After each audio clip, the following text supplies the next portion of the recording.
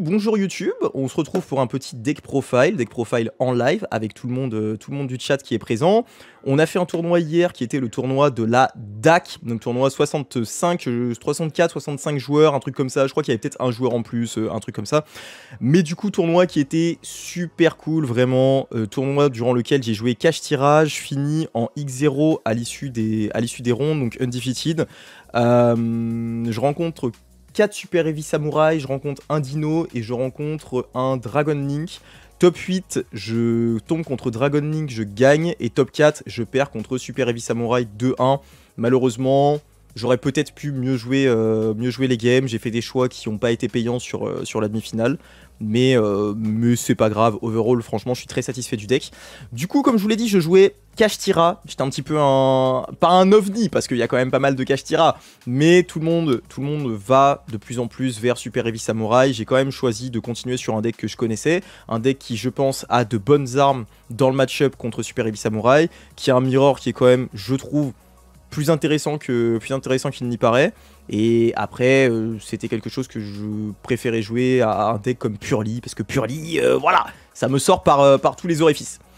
Du coup, je vais pas revenir de manière détaillée sur tous les choix, je vais simplement vous expliquer rapidement pourquoi est-ce que j'ai choisi ces cartes-là. Pour les choix qui sont obvious, comme par exemple les choix du main deck, je vous laisse regarder le deck profile du début du format pour vous expliquer.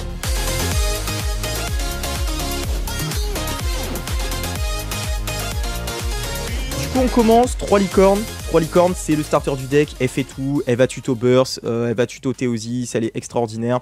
Quand tu la laisses sur le terrain, ça peut quand même te permettre de générer en quelque sorte une interruption. Sur un premier tour, si jamais tu te prends Droll sur le unicorn, tu vas directement mettre la pression sur l'extra deck adverse. Parce que tu vas pouvoir enlever, donc contre SHS, tu vas pouvoir enlever la Link 1. Et derrière faire un Diablosis qui va également enlever la Link 1 pour peu que tu puisses extend. Et ça met directement une grosse pression sur le match-up. Donc vraiment carte incroyable. Elle est trop forte, elle est trop forte.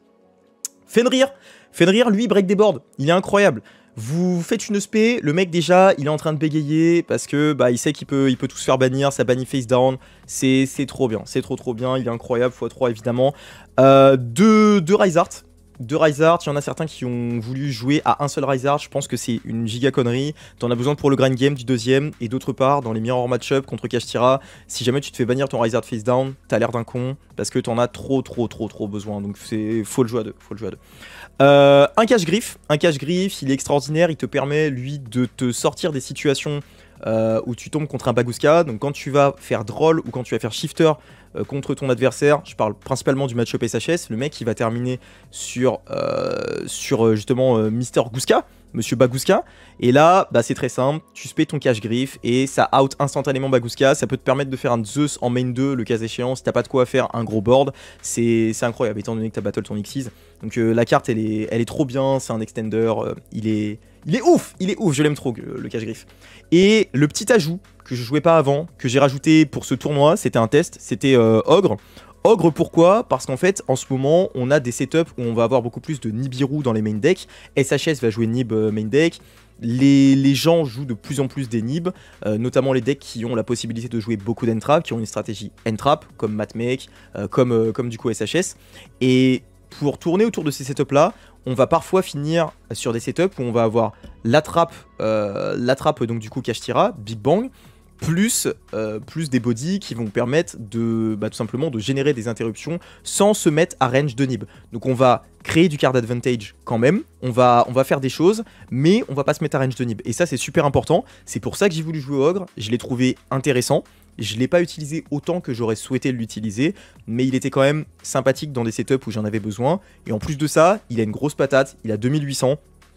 2800 en fait souterrain, ça peut passer des monstres qui ont 3000 et ça met tout de suite une grosse pression sur l'adversaire. Ça peut passer des barons, ça peut passer des cartes comme ça. Au final c'est une bonne carte. Je suis plutôt satisfait de l'avoir mis dans mon deck, du moins dans la méta actuelle. J'ai pas toujours dit ça. Donc voilà pour les monstres du main deck. Donc il n'y a pas réellement de surprise de ce côté-là. C'est somme toute assez classique, si ce n'est le Ogre. Au niveau des spells, on a 3 Theosis. Bon, on spé depuis le deck, pas besoin d'en dire beaucoup plus. C'est intéressant d'en avoir toujours une en rotation. Ça m'arrive régulièrement de la ban avec Rise Art pour pouvoir l'avoir sous mon Rise. Et comme ça, si je me prends une dinguerie, dingueries type des Evenly ou des choses comme ça, parce que ça m'est arrivé dans le tournoi quand même de prendre des Evenly quand j'ai pas joué contre SHS. On peut se permettre de récupérer des ressources en main, et ça c'est vraiment cool. Il y a aussi le fait de pouvoir bannir la Big Bang, mais généralement sous mon Rise je vais toujours avoir Theosis et Big Bang pour pouvoir tout simplement pour pouvoir générer des ressources, même en me prenant des interruptions, des board breakers. Burst elle est incroyable, Burst elle est extraordinaire. Pas beaucoup plus à dire là-dessus, genre la carte, le mec il va activer une spell, il va se faire bannir son grave, et au grind elle est extraordinaire. Tu vas pouvoir respect des monstres, tu respect en boucle, tu draw une burst au grind game, tu imploses le board adverse, parce qu'une burst avec des ressources au cimetière, bah ça te fait full loop, ça te fait des OTK, la carte elle est extraordinaire. 3 planètes, une terraforming, la classique, planète elle va tout chercher aussi, elle te permet de faire des loops où tu vas pouvoir lock 5 également. J'ai pas fait de loop lock 5, j'ai toujours essayé de préserver mes ressources durant ce tournoi là, mais ça reste quand même une possibilité, et surtout quand tu finis avec Shangri-La et Trap par exemple, si t'as terrain, ça peut te permettre de générer une interruption qui peut être incroyable. Et puis pour la stabilité, parce que le deck il brique quand même de temps en temps, 3 pots de prospect. Les pots de prospect ils sont extraordinaires dans le deck, notamment parce que dans l'extra deck tu vas avoir des targets qui vont être extraordinaires. Hein. Les targets moi que j'ai choisi ça a été Garura, Entes et Goliath, et donc tu vas pouvoir les réattacher directement avec ton Rise Art, tu vas pouvoir les remettre dessous et ça va donner des effets qui vont être plutôt cool à ton Rise. Donc pot de prospect, carte qui est extraordinaire dans tous les decks, mais dans ce deck là encore plus. Et donc du coup au niveau de l'engine, là on est bon. Donc on va pouvoir passer à tout ce qui était free spot. Donc au niveau des free spots, qu'est-ce qu'on avait? On avait 3 shifters. La carte elle est trop bien, la carte elle est incroyable. Contre Super Heavy, ça lui dit genre tu fais rien, tu finis sur un Bagus Capace.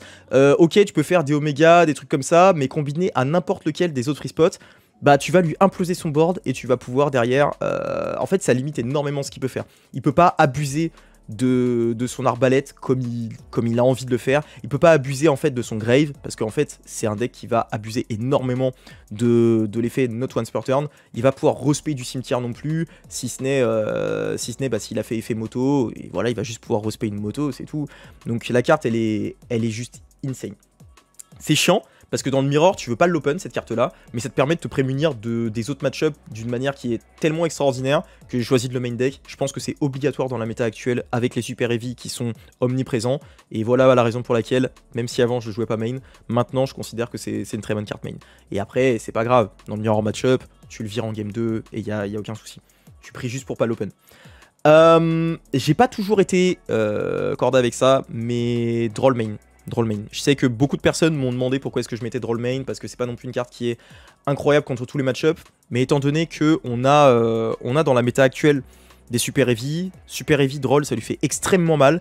Avec ça, on a 2 cartes qui vraiment fusillent le match-up et qui permettent en fait de limiter énormément ses boards, même s'il peut terminer bien évidemment sur des Baron Omega, sur des choses comme ça limite son board, et ça va éviter qu'il fasse trop de dingueries, trop de CA, c'est ce qu'on veut éviter absolument, et voilà pourquoi j'ai décidé de main deck Droll. Droll c'est une carte qui peut conflict effectivement avec Shifter, notamment, ça peut aussi conflict avec Rise Art, mais les downsides sont pas assez importants pour moi pour se passer de la carte.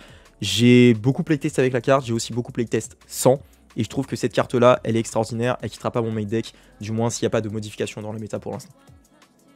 Donc ça c'était les 2 end trap. Ensuite on a les board breakers. Board breaker 3 lava golem. Genre when the golem is lava. Il y a une petite anecdote qui est vraiment drôle. Je tombe ronde 2 ou ronde 3 contre le patron de la team des baleines, de la team Ooze, avec qui j'ai passé, enfin tout simplement j'ai passé un très bon duel hein, contre lui, qui était vraiment cool. Et je lui ai set un petit lava golem en fait. Je lui ai set le lava golem, je lui ai poussé tranquillement sur son terrain, et je lui ai dit regarde, c'est un cadeau. Il a soulevé la tocard, il a vu le lava golem, et c'était assez drôle évidemment. Mais blague à part, le lava golem il est vraiment cool, il vous permet de gérer, en fait il fait minimum du 2 pour 1, parce qu'il va vous permettre de gérer les 2 Omni Negate de SHS si jamais il en a, ça vous permet de gérer beaucoup des ressources de l'adversaire, c'est quand même utile aussi contre Purely en game 1, parce qu'il peut peut-être terminer sur un board type ensemble blue, plus noir, et dans ces cas-là, le lava golem, il fait trop le taf. Même si il y en a certains, je te vois d'ici, Dono, il y en a certains qui vont me dire que ouais, mais il récupère des spells du grave et tout. Tu l'OTK. juste tu l'OTK. Tu l'OTK, on n'en parle plus, basta. Donc Lava Golem, là j'ai pas rencontré de Puri, donc j'ai pas pu voir si c'était efficace ou pas contre eux. Mais dans l'idée, c'est une carte qui est incroyable. Et puis, on a besoin en fait, dans le schéma actuel de la méta, d'avoir des cartes qui soutiennent le board. Pourquoi? Parce que justement, on a des boards qui vont être plus faibles, on peut moins se permettre de jouer des full boards parce qu'on a Nibiru qui est dans la méta, comme je vous l'ai dit au début. Et donc du coup, qu'est-ce qu'on va faire? On va faire des boards qui sont peut-être moins importants, on va s'arrêter plus tôt, on va faire moins un board... Bon, un board stupide, et à côté de ça on va avoir des cartes qu'on va set qui sont à la fois bonnes en go first et en go second, peut-être bien évidemment moins fortes en go second que d'autres cartes comme Shifter, Droll ou Lava Golem, mais qui vont quand même permettre de faire le taf, et quand vous les piochez en go first, ça vous permet en fait de limiter votre board, et ça vous libère d'une sorte de pression d'avoir à faire un full board. Donc moi j'ai choisi de prendre Book et Icon, ça fait longtemps qu'on l'utilise, c'est des cartes qui sont très forte également dans le mirror match-up, et étant donné que je m'attendais à avoir beaucoup de Kashtira, voilà la raison pour laquelle j'ai choisi ces 2 free spots en particulier. Du coup on termine sur 15 free spots avec Shifter, Droll qui sont spécifiquement contre SHS, qui sont là pour fusiller le match-up, ça vous donne quand même une bonne chance de les open, vous avez plus ou moins il me semble 50% de chance, un peu plus de 50% de chance, 55% de chance, quelque chose comme ça, de les open. Et le reste des cartes qui sont là pour soit soutenir votre board, soit juste défoncer des boards comme il faut avec le Lava Golem. J'étais vraiment satisfait des free spots, je les changerai pas pour l'instant, ils sont vraiment bien. À voir par la suite, mais pour l'instant c'était bien. Et puis la petite dernière, Big Bang. Alors Big Bang c'est un petit peu chelou, c'est un petit peu une relation de je t'aime pas trop non plus. C'est-à-dire que quand vous la piochez, elle est pas si mal, parce qu'elle vous permet, comme je vous l'ai dit avant, dans une logique de soutenir le board, et bien tout simplement de ne pas extend comme un chimpanzé, et puis tout simplement de faire des boards qui sont plus limités au niveau du nombre de monstres, de garder plus de ressources en main, d'en garder sous la pédale. Mais d'un autre côté, parfois vous allez avoir besoin de remonter les boards, vous allez la draw, et vous avez une carte littéralement morte en fait de votre main. Et ça c'est très très compliqué à avoir. Mais overall, carte extraordinaire quoi. Carte vraiment extraordinaire, je l'aime de plus en plus cette carte là. Donc voilà pour le main deck, on joue à 40 bien évidemment. À tous mes adversaires qui me demandaient à combien je joue toujours à 40 les refs, hein. Faut pas jouer à plus. Hein. Si ce n'est quand j'ai joué Cyber Sedlish, mais sinon on s'arrête là. Ok, au niveau de l'extra deck, pas grand chose d'extraordinaire. 2 Shangri-La, bon c'est assez classique. 3 Rise, un Diablosis, MVP, il est incroyable. Dark Arm, je l'ai moins fait que d'habitude, mais ça reste une carte qui est vraiment très très bonne. 2 Big Eye parce que Mirror, parce que Kashtira. 2 Zeus parce que Mirror, parce que Kashtira. Il y en a un qui est pas en ulti, je vous en supplie, j'en appelle à vos dons s'il vous plaît. Si vous avez un ulti, vendez-le moi à moitié moins cher. Un donneur, carte qui est vraiment bonne, je ne l'ai pas utilisé durant le tournoi. Il y a une fois où j'aurais dû l'utiliser et où ça a failli me coûter la game parce que j'ai pas pensé à le faire, justement. Donneur, il est bien pour virer des cartes de votre board, notamment quand vous êtes bloqué avec un Zeus sur votre board, vous pouvez faire Normal Rizard par exemple, Link 2, Donneur, et ça vous libère votre board pour pouvoir partir sur des extends derrière, avec les unicorns et les Fenrir notamment. Et puis au-delà de ça, ça va également vous permettre, le cas échéant, de tout simplement d'out des cartes qu'on va vous mettre sur votre terrain de la même manière, quoi. Vous pouvez faire une norme, Link 2, Donneur, et c'est parti. Simplement, il faut faire gaffe, ça vous demande différents types, donc vous pouvez pas out un gamma que vous avez spé sur votre terrain avec Donneur notamment, ça c'est important. Et puis derrière, 3 targets pour le Rise Art, comme je vous ai dit, vous pouvez attacher, vu qu'à chaque fois vous avez un mandatory qui vous permet d'attacher une carte qui est ban, ça prend les cartes face down pour ceux qui connaissent pas, et donc du coup j'ai choisi Goliath. Goliath, je vous le présente plus, il vous permet de rendre indestructible par effet de carte le Rise Art. Entes, j'ai changé, avant c'était Skullwagon, maintenant j'ai choisi Entes pour pouvoir détruire une carte sur le terrain en résolution si jamais je me prends une dingue. Et puis Garura pour draw 1, c'est toujours utile. Attention, ça marche pas quand c'est détaché et que c'est banni. En revanche, ça va fonctionner si jamais vous faites Kaiju, si jamais il est passé à la battle le Rise. Donc voilà pour l'extra deck. Donc extra deck somme toute assez classique. Y a pas de folie, j'ai pas fait de trucs ouf quoi. Et enfin side deck. Du coup side deck j'ai choisi. En fait je voulais couvrir des match-up. Mon metacall il était très simple. Je voulais couvrir SHS, je voulais couvrir Purely, je voulais couvrir Kashtira. Et si jamais je pouvais couvrir Matmec c'était mieux. Mais si je tombais contre Matmec, c'était avec le main deck que j'avais et le side deck que j'avais, c'était un petit peu chaud. Mais j'ai fait des choix. On est obligé de faire des choix dans la méta actuelle, donc c'est ce que j'ai fait. 3 Dark Ruler. Je trouve que contre SHS, en fait, les gens ont peur du Spell Canceller, donc ils ne veulent plus mettre Dark Ruler. Je trouve que Dark Ruler, ça reste quand même une excellente carte, parce que combiné en fait avec mes free spots, si c'est combiné par exemple avec un Shifter, eh bien, il va terminer sur Bagooska, normalement. Vous faites Dark Ruler, vous pouvez passer le Bagooska, même si vous n'avez pas accès à votre Griffrayer.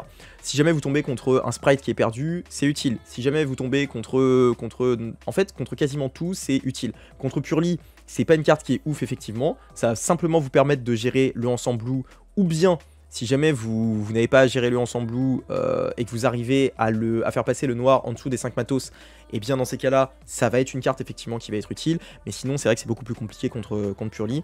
Mais overall, dans le mirror matchup et contre SHS, c'est une carte qui est extraordinaire, donc j'ai quand même choisi de la main deck.